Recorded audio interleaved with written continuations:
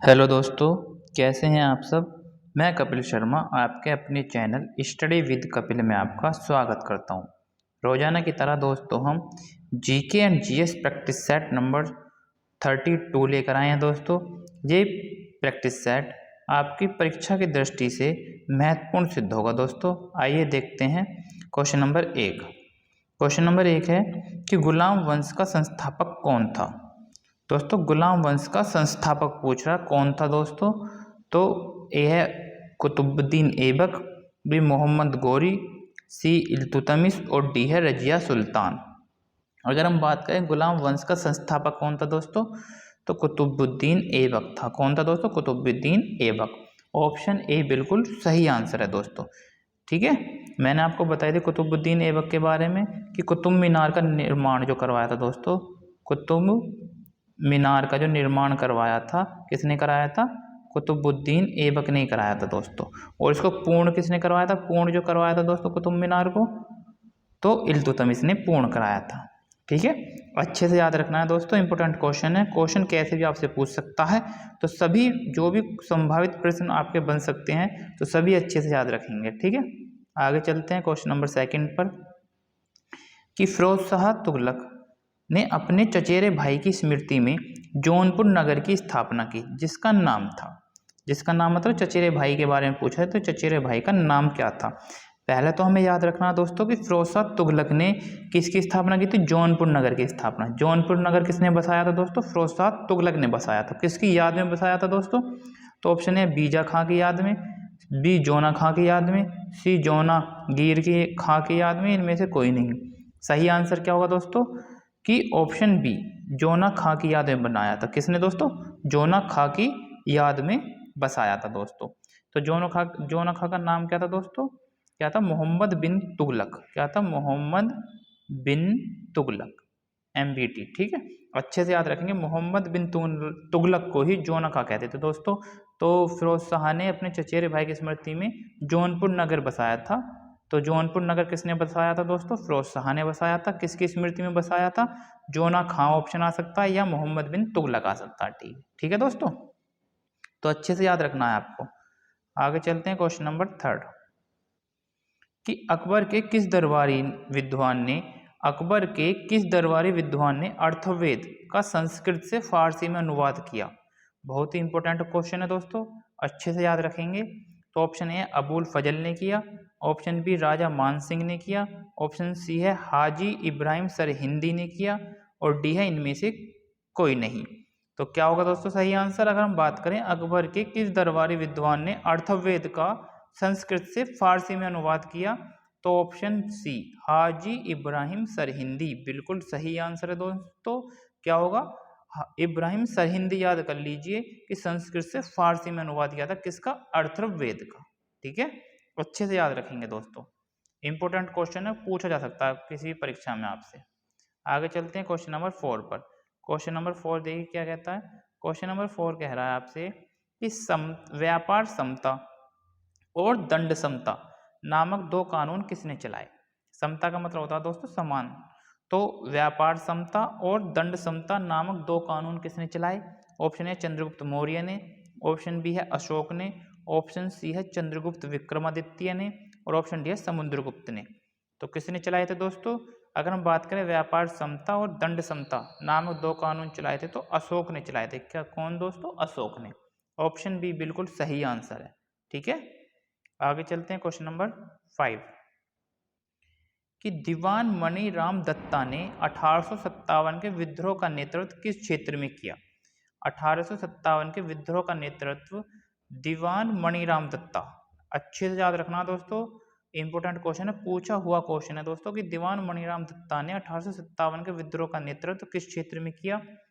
Option A Gujarat में, option B Rajputana, option C Punjab, और option D है असम।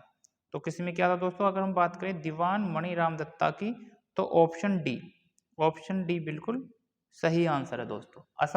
असम से किया था। ठीक है, अच्छे से याद रखना है, इंपॉर्टेंट क्वेश्चन दोस्तों, आया हुआ क्वेश्चन है परीक्षा में। आगे चलते हैं, अब करंट के क्वेश्चन आपके शुरू हो गए दोस्तों। TCS के नए CEO और मैनेजिंग डायरेक्टर पद पर किसे नियुक्त किया गया है। देखिए दोस्तों, अच्छा क्वेश्चन है, इंपॉर्टेंट क्वेश्चन है। तो TCS की नई CEO और मैनेजिंग डायरेक्टर किसे बनाया गया दोस्तों? ऑप्शन ए के कीर्तिवासन, बी राजेश गोपीनाथन, सी दीपक मोहंती और डी है सुप्रीतम बंदोपाध्याय। तो किसे बनाया गया दोस्तों? ऑप्शन ए बिल्कुल सही आंसर है, के कीर्तिवासन को TCS के नए CEO और मैनेजिंग डायरेक्टर पद पर नियुक्त किया गया दोस्तों। ठीक है, किसे किया गया? के कीर्तिवासन को। अच्छे से याद रखेंगे दोस्तों, इंपॉर्टेंट क्वेश्चन है।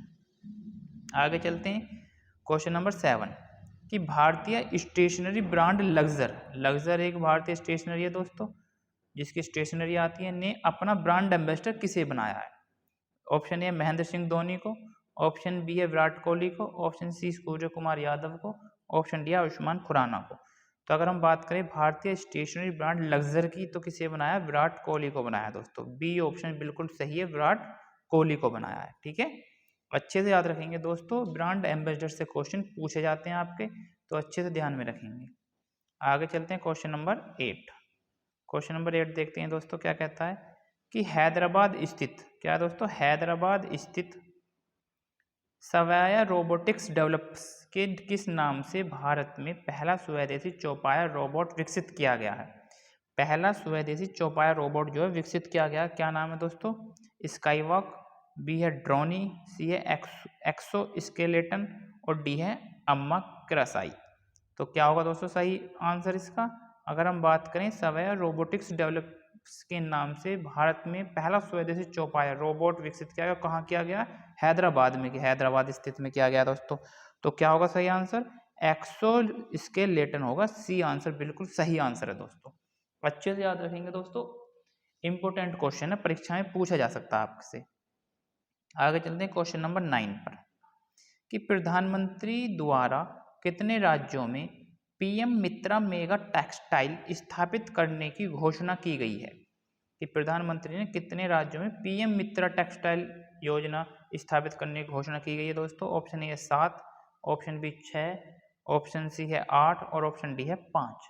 तो किस में की गई है दोस्तों? अगर हम बात करें PM मित्रा टेक्सटाइल की, तो ऑप्शन ए किसमें दोस्तों? ऑप्शन ए 7 की गई है। कितने मेगा टेक्सटाइल की बात की गई है दोस्तों? 7, सही आंसर है बिल्कुल। आगे चलते हैं दोस्तों क्वेश्चन नंबर 10 पर कि मूल पशुपालन सांख्यिकी 2022 में सर्वाधिक दूध उत्पादन राज्य कौन सा है? सर्वाधिक जो दुग्ध उत्पादन करता दोस्तों राज्य कौन सा है दोस्तों? ऑप्शन ए उत्तर प्रदेश है, ऑप्शन बी राजस्थान है, ऑप्शन सी है गुजरात और ऑप्शन डी है मध्य प्रदेश। तो सही आंसर क्या है दोस्तों? अगर हम बात करते हैं मूल पशुपालन सांख्यिकी 2022 में सर्वाधिक दुग्ध उत्पादन राज्य कौन सा है दोस्तों? तो ऑप्शन बी बिल्कुल सही आंसर है, राजस्थान होगा दोस्तों। Option B Rajasthan. उत्तर प्रदेश को मत समझ लेना दोस्तों, उत्तर प्रदेश अगर आप करोगे गलत आंसर हो जाएगा। सही आंसर क्या है? राजस्थान है दोस्तों। ठीक है, अच्छे से याद रखेंगे दोस्तों। आगे चलते हैं क्वेश्चन नंबर 11। क्वेश्चन नंबर 11 देखते हैं। क्वेश्चन नंबर 11 है दोस्तों आपका कि निम्न में से किसके अंतर्गत भारत में सर्वप्रथम सर्वोच्च न्यायालय की स्थापना हुई? सर्वोच्च न्यायालय की स्थापना भारत में किसके अंतर्गत की गई थी दोस्तों सर्वप्रथम? तो रेगुलेटिंग एक्ट 1773 में, भारतीय संविधान 1950 में, भारत सरकार अधिनियम 1935 में या चार्टर अधिनियम 1853 में। तो किस में की गई थी दोस्तों? अगर हम बात करते हैं सर्वोच्च न्यायालय की स्थापना की, सबसे पहले हुई थी रेगुलेटिंग एक्ट 1773 में दोस्तों। किसमें? रेगुलेटिंग एक्ट 1773 में हुई थी। ऑप्शन ए बिल्कुल सही आंसर है दोस्तों। ठीक है, आगे चलते हैं क्वेश्चन नंबर 12। राज्यसभा का सर्वप्रथम गठन कब हुआ? राज्यसभा का सर्वप्रथम गठन कब हुआ था दोस्तों? ऑप्शन ए 3 अप्रैल 1952 को हुआ था, बी है 2 अप्रैल 1952 को हुआ था, सी है 1 अप्रैल 1950 को हुआ था और डी है 5 अप्रैल 1950 को हुआ था। तो कब किया गया था दोस्तों? अगर हम बात करते हैं राज्यसभा का सर्वप्रथम गठन कब हुआ था, तो 3 अप्रैल 1952। क्या है सही आंसर दोस्तों? 3 अप्रैल 1952 को राज्यसभा का सर्वप्रथम गठन हुआ था दोस्तों। ठीक है, आगे चलते हैं क्वेश्चन नंबर 13। लोकसभा अध्यक्ष को कौन चुनता है? क्या है दोस्तों सही आंसर? लोकसभा अध्यक्ष को कौन चुनता है?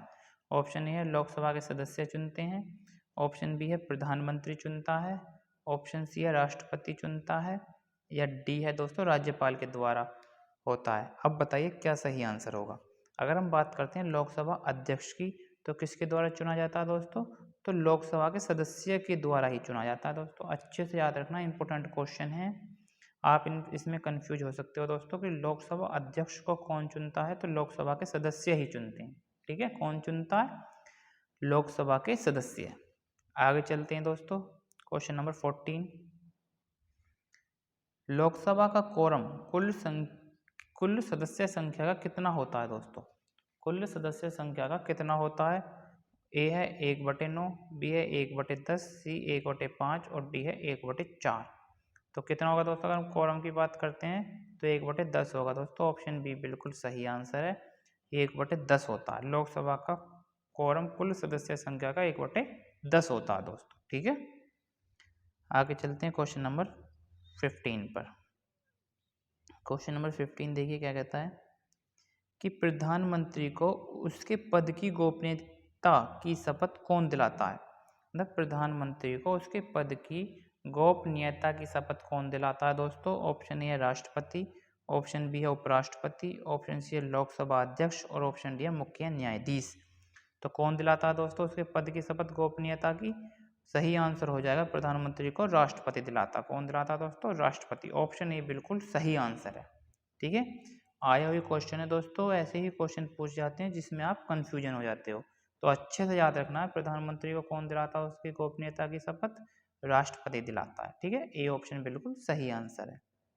आगे चलते हैं दोस्तों क्वेश्चन नंबर 16 पर। निम्न में से अरब सागर में गिरने वाली नदियां कौन सी हैं। अरब सागर में अगर हम बात करते हैं दोस्तों, देखिए जो भारत की नदियां हैं वो दो जगह गिरती है, एक बंगाल की खाड़ी में और एक अरब सागर में। तो अरब सागर में गिरने वाली नदी कौन सी है दोस्तों, गोदावरी नदी, ताप्ती नदी, कृष्ण नदी और महानदी। तो क्या हो जाएगा सही आंसर, तो ऑप्शन बी सही आंसर होगा। अगर हम बात करते हैं ताप्ती नदी अरब सागर में गिरती है, तो कौन कौन सी गिरती है दोस्तों, ताप्ती होगी, नर्मदा नदी होगी, नर्मदा, सिंधु नदी है दोस्तों। ये जो मुख्य नदी हैं इनमें से मुख्य नदी हैं ये जो आपकी अरब सागर में गिरती हैं। कौन सी दोस्तों, अरब सागर में। जैसे महानदी, गोदावरी, गंगा, कावेरी, ये सब किस में गिरती हैं दोस्तों, बंगाल की खाड़ी में गिरती हैं। तो आपको अच्छे से याद रखना है दोस्तों। तो अरब सागर में गिरने वाली नदी कौन सी है, ताप्ती हो जाएगी। नर्मदा भी और सिंधु अरब सागर में ही गिरती हैं। अच्छे से याद करेंगे दोस्तों, इंपॉर्टेंट क्वेश्चन आपसे पूछा जा सकता है। आगे चलते हैं क्वेश्चन नंबर 17 देखते हैं क्वेश्चन नंबर। भारत का वह राज्य जहाँ कर्क रेखा नहीं गुजरती, जहाँ कर्क रेखा नहीं गुजरती है। तो ऑप्शन ए गुजरात है, option B Rajasthan, option C Madhya Pradesh और ऑप्शन डी है पंजाब। दोस्तों कर्क रेखा से रिलेटेड मैंने आपको एक ट्रिक बताई थी कि मित्र पर गमछा झार, मित्र पर गमछा झार, मैंने ट्रिक बताई थी दोस्तों आपको। तो मी से मिजोरम, तय से त्रिपुरा, पर से पश्चिम बंगाल, ग से गुजरात, मैं से आपका मध्य प्रदेश और छ से छत्तीसगढ़ और झार से झारखंड। हो गए कितने राज्यों से गुजरती है दोस्तों, 8 राज्यों से होकर गुजरती है। इसमें क्या नहीं है, पंजाब नहीं है दोस्तों। तो डी ऑप्शन बिल्कुल सही आंसर है। तो कर्क रेखा किससे नहीं गुजरती है, पंजाब से नहीं गुजरती है। ऐसे आप याद करिए, एक भी क्वेश्चन आपका गलत नहीं होगा दोस्तों। ठीक है, अच्छे से याद रखेंगे। चलते हैं क्वेश्चन नंबर 18 कि भारत का सबसे लंबा राष्ट्रीय मार्ग कौन सा है। कई बार परीक्षाओं में एसएससी में पूछा गया दोस्तों कि भारत का सबसे लंबा राष्ट्रीय राजमार्ग कौन सा है। ऑप्शन ए है NH1 है, ऑप्शन बी NH8 है, ऑप्शन सी NH44 है, या डी है NH11 है। तो सही आंसर क्या होगा दोस्तों, option number C NH44 Bharat का सबसे लंबा राष्ट्रीय राजमार्ग है। ठीक है, सही आंसर हो जाएगा ऑप्शन नंबर सी, बिल्कुल सही आंसर है दोस्तों। आगे चलते हैं क्वेश्चन नंबर 19। क्वेश्चन नंबर 19 देखते हैं दोस्तों। क्वेश्चन नंबर 19 क्या कहता है कि प्रयाग स्तंभ अभिलेख, क्या कह रहा है दोस्तों, प्रयाग स्तंभ अभिलेख का संबंध किस राजा से है। कि प्रयाग स्तंभ अभिलेख का संबंध किस राजा से है दोस्तों। ऑप्शन ए समुद्रगुप्त से है, ऑप्शन बी चंद्रगुप्त से है, ऑप्शन सी है रुद्रदामन से है, ऑप्शन डी है अजातशत्रु से है। अगर हम बात करते हैं प्रयाग स्तंभ अभिलेख की, तो किस राजा से है दोस्तों। ऑप्शन ए समुद्रगुप्त से है। क्या हो जाएगा, समुद्रगुप्त से। ऑप्शन ए बिल्कुल सही आंसर है दोस्तों। ठीक है, समुद्र गुप्त से इसका संबंध है। सही आंसर ऑप्शन ए। आगे चलते हैं क्वेश्चन नंबर 20 दोस्तों, और ये हमारी वीडियो का आज का अंतिम प्रश्न है दोस्तों। एक कार बैटरी में प्रयुक्त विद्युत अपघट्य होता है। जो कार बैटरी होते हैं तो इसमें क्या यूज होता है दोस्तों, विद्युत अपघट्य क्या होता है। ऑप्शन ए हाइड्रोक्लोरिक अम्ल होता है, ऑप्शन बी है सल्फ्यूरिक अम्ल होता है, ऑप्शन सी नाइट्रिक अम्ल होता है, और ऑप्शन डी है आसूत जल होता है। तो क्या हो जाएगा दोस्तों सही आंसर। अगर हम बात करें कार बैटरी में तो सल्फ्यूरिक अम्ल बिल्कुल सही आंसर है। बी ऑप्शन बिल्कुल सही आंसर है दोस्तों। ठीक है, सल्फ्यूरिक अम्ल होता है। अच्छे से याद रखेंगे दोस्तों, इंपॉर्टेंट क्वेश्चन है, कई बार परीक्षाओं में पूछा गया है। ठीक है दोस्तों, वीडियो अच्छी लगी है तो लाइक शेयर एंड सब्सक्राइब जरूर कीजिए दोस्तों। ऐसे ही वीडियो मैं आपके लिए लाता रहूँगा। मिलते हैं नेक्स्ट वीडियो के साथ। धन्यवाद दोस्तों।